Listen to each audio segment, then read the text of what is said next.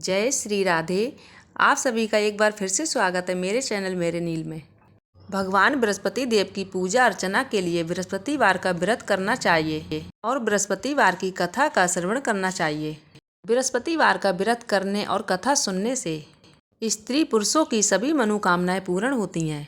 बृहस्पतिवार का व्रत करने से धन संपत्ति की प्राप्ति होती है, परिवार में सुख शांति बनी रहती है, सभी आनंद पूर्वक रहते हैं। अब चलिए दोस्तों सुनते हैं बृहस्पतिवार की व्रत कथा। प्राचीन समय की बात है। एक गांव में एक राजा राज करता था। वो बड़ा ही दयालु तथा दानी था। वो रोज नियम से मंदिर में भागवत दर्शन करने जाता था। ब्राह्मण और गुरु की सेवा किया करता था।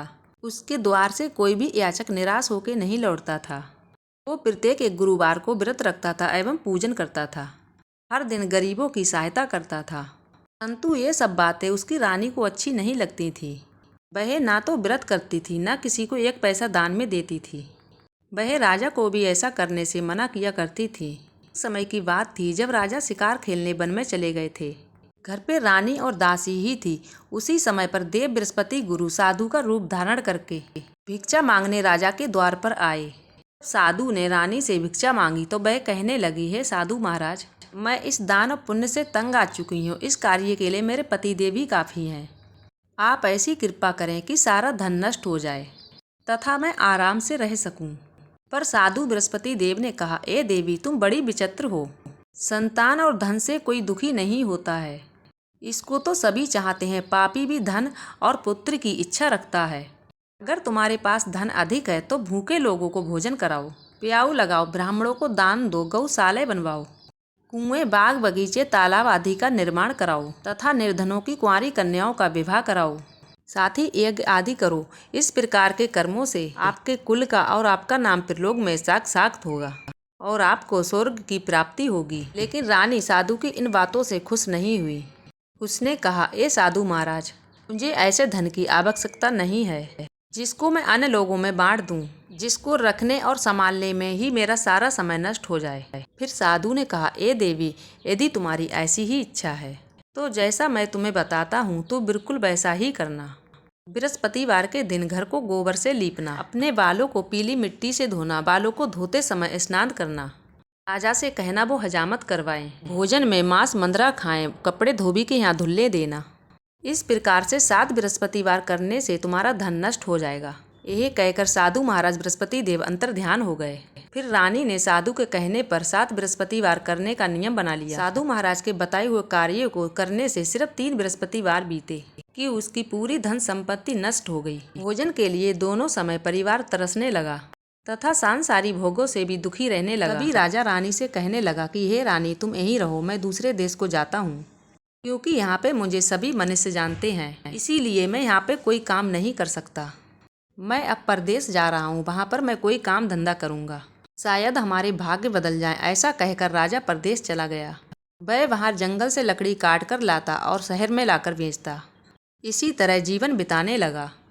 इधर राजा के बिना रानी और दासी अनदुखी रहने लगी। किसी दिन भोजन मिलता और किसी दिन जल पीकर ही रह जाती। एक दिन रानी और दासी को 7 दिन तक बिना भोजन के रहना पड़ा। तब रानी ने अपनी दासी से कहा, ये दासी, यहाँ पास के नगर में मेरी एक बहन रहती है, वह बड़ी धनवान है। तू उसके पास जा और उससे कुछ धन मांग कर ले आ, जिससे कुछ समय के लिए गुजारा हो जाएगा। दासी रानी के बहन के पास गई। रानी की बहन उस समय पर पूजा कर रही थी। बृहस्पतिवार का दिन था। दासी ने रानी की बहन से कहा, हे रानी, मुझे आपकी बहन ने भेजा है, मुझे कुछ धन दे दो। दासी ने रानी की बहन से अनेक बात कही, परंतु रानी की बहन ने कोई उत्तर नहीं दिया, क्योंकि वह बृहस्पतिवार की व्रत की कथा सुन रही थी। जब दासी को रानी की बहन से कोई उत्तर नहीं मिला तो वह बहुत दुखी हुई। उसे क्रोध भी आया। वह लौटकर रानी से बोली, आपकी बहन बहुत ही धनी स्त्री है, वह छोटे लोगों से बात नहीं करती। जब मैंने उससे कहा तब उसने कोई उत्तर नहीं दिया, तभी मैं वापस चली आई। फिर रानी बोली, हे दासी, इसमें उसका कोई दोष नहीं है। जब बुरे दिन आते हैं तो सहारा कोई नहीं देता। अच्छे बुरे का पता विपत्ति में ही लगता है। जो ईश्वर की इच्छा होगी वही होगा। ये सब हमारे भाग्य का दोष है। उधर रानी की बहन ने सोचा कि मेरी बहन की दासी आई, परंतु मैं उससे नहीं बोली। इस बात को लेकर वो बहुत दुखी हुई होगी। वह कथा सुनकर भगवान विष्णु का पूजन समाप्त होने के बाद फिर वह अपनी बहन के घर आई और कहने लगी, हे बहन, मैं बृहस्पतिवार की कथा पढ़ रही थी और तुम्हारी दासी मेरे घर आई थी। परंतु जब तक कथा होती है तब तक हम लोग न उठते हैं न बोलते हैं, इसीलिए मैं नहीं बोली। कहो दासी क्यों आई? पर रानी बोली, बहन हमारे घर अनाज नहीं था। वैसे तो तुमसे कोई बात छिपी नहीं है, इसी कारण मैंने दासी को तुम्हारे घर अनाज लेने के लिए भेजा था। रानी की बहन बोली, बहन देखो बृहस्पति भगवान सबकी मनोकामनाएं पूर्ण करते हैं। देखो शायद तुम्हारे घर में अनाज रखा हो। यह बात सुनकर दासी घर के अंदर गई तो उसे वहाँ एक घड़ा अनाज का भरा हुआ मिल गया। फिर उसको बड़ी हैरानी हुई क्योंकि उसने पहले से ही एक एक बर्तन देख लिया था। फिर उसने ये बात बाहर आकर रानी को बताई। दासी अपनी रानी से कहने लगी, हे रानी देखो, वैसे हमको जब अन्न नहीं मिलता तो हम रोज ही व्रत करते हैं। अगर इनसे कथा और व्रत की विधि बूझ लिया जाए तो हम भी व्रत किया करेंगे। दासी के कहने पर रानी ने अपनी बहन से बृहस्पतिवार व्रत और कथा के बारे में पूछा था। उसकी बहन ने बताया, ए रानी बहन, बृहस्पतिवार को सूर्य उदय से पूर्व उठकर स्नान कर कर बृहस्पतिवार का व्रत करना चाहिए, लेकिन उस दिन सिर नहीं धोना चाहिए। बृहस्पतिवार के व्रत में चने की दाल मुनक्का से केले की जड़ में पूजन करें तथा दीपक जलाएं। उस दिन एक ही समय भोजन करें। भोजन चने की दाल का करें तथा कथा सुने। ये सभी कार्य करने से बृहस्पति भगवान प्रसन्न होते हैं, अन्न पुत्र धन देते हैं, मनोकामनाएं पूर्ण करते हैं। व्रत और पूजन की विधि बताकर रानी की बहन अपने घर लौट गई। रानी और दासी ने निर्णय लिया कि बृहस्पति भगवान का पूजन जरूर करेंगे। 7 दिन के बाद जब बृहस्पतिवार आया तो उन्होंने व्रत रखा। घुड़सार से जाकर चने की दाल गुड़ बीन लाई तथा उसी से केले के पेड़ का पूजन किया था। अब भोजन पीला कहाँ से आए, इस बात को सोचकर दोनों बड़ी दुखी हुई, परंतु उन्होंने व्रत किया था, इस बात से बृहस्पति देव बहुत प्रसन्न थे। एक साधारण व्यक्ति के रूप में वो 2 थालों में पीला भोजन लेकर आए और दासी को देकर बोले, ए दासी, ये भोजन तुम्हें और रानी दोनों के लिए है, तुम दोनों करना। दासी भोजन पाकर बड़ी प्रसन्न हुई। रानी से बोली, रानी भोजन कर लो। रानी को भोजन के बारे में कुछ पता नहीं था, इसीलिए दासी से बोली, जा तू ही भोजन कर ले, तू हमारी व्यर्थ में हंसी उड़ाती है। दासी बोली, एक व्यक्ति भोजन दे गया है। पर रानी बोली, वो भोजन तेरे लिए दे गया है, तू ही कर ले। परंतु दासी बोली कि वह व्यक्ति 2 थालों में हम दोनों के लिए भोजन देकर गया है, इसीलिए हम दोनों साथ साथ भोजन करेंगे। दोनों ने बृहस्पति भगवान को नमस्कार करके भोजन प्रारंभ किया। उसके बाद से प्रत्येक एक गुरुवार को बृहस्पति भगवान का व्रत और पूजन करने लगी। फिर बृहस्पति भगवान की कृपा से उनके पास धन हो गया, परंतु रानी पहले के जैसे ही फिर से आलस करने लगी। फिर दासी बोली, ए रानी, पहले भी तुम ऐसे ही आलस करती थी, तुम्हें धन रखने में कष्ट होता था, इसीलिए सब धन नष्ट हो गया था। अब बृहस्पति भगवान की कृपा से धन मिला है तो तुम्हें फिर आलस हो गया। बड़ी मुसीबतों के बाद हमने धन को पाया है, इसीलिए हमें इस धन को दान पुण्य करना चाहिए। तुम भूखे मनुष्य को भोजन कराओ, प्याऊ लगाओ, ब्राह्मणों को दान दक्षिणा दो, मंदिर पाठशाला बनवाकर दान दो, तालाबों का निर्माण कराओ, कुंवारी कन्याओं का विवाह करवाओ, धन को शुभ कार्य में खर्च करो, जिससे तुम्हारे पुण्य का यश बटे तथा स्वर्ग को प्राप्त करो और तुम्हारे पितृ प्रसन्न हो।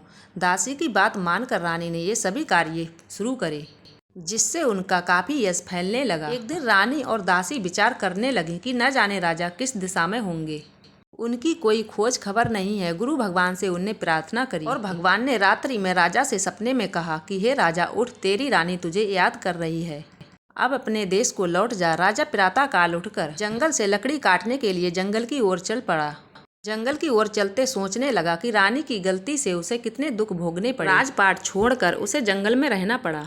उसी समय उस जंगल में बृहस्पति देव एक साधु का रूप धारण करके आए। राजा से आकर बोले, ए लकड़हारी, तुम इन सुनसान जंगल में किस चिंता में बैठे हो, मुझे बतलाओ। ये सुनकर राजा के नेत्रों में जल भर आया। राजा साधु को प्रणाम कर कर बोले, हे प्रभु, आप सब कुछ जानने वाले हो।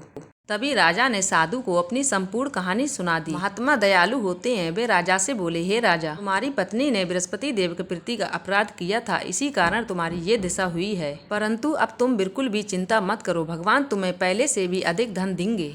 तुम्हारी पत्नी ने बृहस्पतिवार का व्रत प्रारंभ कर दिया है, तुम भी बृहस्पतिवार का व्रत प्रारंभ करो। चने की दाल गुड़ लोटे में डालकर केले के पेड़ का पूजन करो, कथा सुनो, भगवान तुम्हारी सभी मनोकामना को पूर्ण करेंगे। साधु को प्रसन्न देखकर राजा बोला, हे प्रभु, मुझे लकड़ी बेचकर इतना पैसा भी नहीं बचता जिससे मैं भोजन करने के उपरांत कुछ बचा सकूं। मैंने रात्रि में अपनी रानी को व्याकुल देखा है, मेरे पास कोई साधन नहीं इससे मैं समाचार जान सकूं, फिर मैं बृहस्पति देव की क्या कहानी सुनूं, मुझको तो कुछ भी मालूम नहीं है। फिर साधु ने कहा, हे राजा, तुम किसी बात की चिंता मत करो, बृहस्पतिवार के दिन रोजाना की तरह लकड़ियां लेकर शहर में जाओ, तुम्हें उससे दुगना धन प्राप्त होगा, जिससे तुम 2 वक्त का भोजन भी कर लोगे और बृहस्पति देव की पूजा का सामान भी ले आओगे।